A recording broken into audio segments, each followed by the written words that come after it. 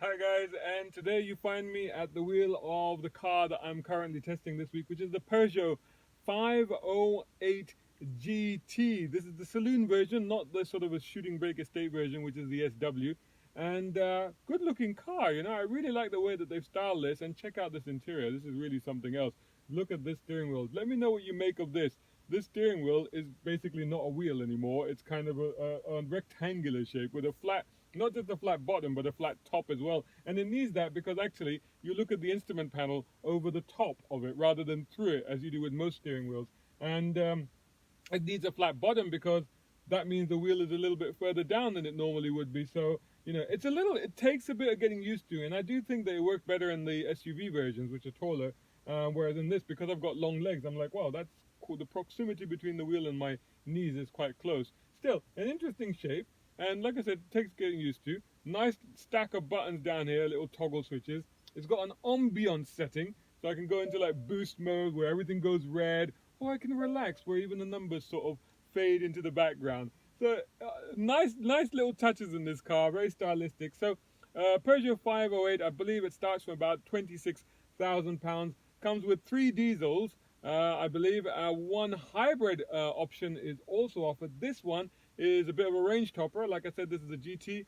This is a 1.6. You're thinking 1.6 only? Yeah, but 1.6 4-cylinder actually has 225 brake horsepower, capable of 155 miles per hour. So yeah, pretty quick actually. And so I'm looking forward to actually giving this a try and giving this a bit of a run and doing a bit of a review with it.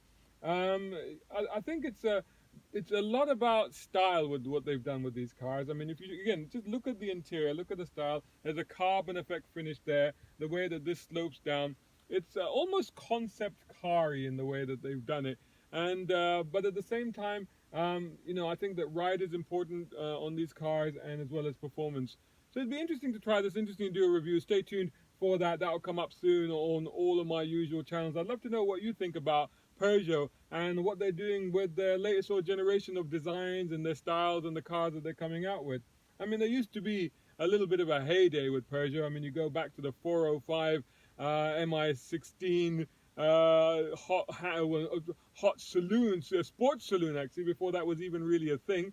Of course, the 406 coupe, which was as pretty as a Ferrari, let's be honest, far more prettier than you'd ever expect it to be.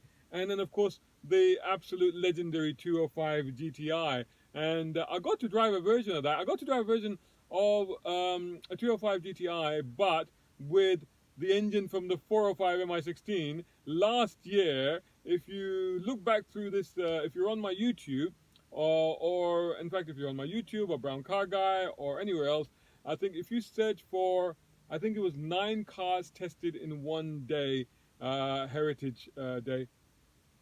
Look for that and you should probably be able to find the video of, oddly enough, I never actually got to drive the 205 GTI the first time round, even though, you know, I was I reviewing cars then? I think maybe just after that actually. So that's maybe why I missed it. I drove some other Peugeot hot hatches, obviously the later ones that came, but not that one. So that was my first go in that car. And then especially with that engine, I mean, that was a heck of a wonderful little thing, and not quite as fragile as tinny and as delicate as a lot of the road tests and the reviews would have led you to have believed at the time. It actually felt pretty good. So so that was good. That's far removed from what we have here. This is very much, you know, a luxury, grand touring, enjoyable kind of. I don't know if it's a sports saloon. We'll find out. But nonetheless, you know, a real step up for Peugeot. Great in terms of design, aesthetics, and it'll be interesting to see what it's like on the go, and in terms of practicality as well. I need to get back and look in the boot and stuff like that. So anyway, like, as usual, a full review will be coming up soon. Stay tuned for that. Make sure that you subscribe to all of my channels.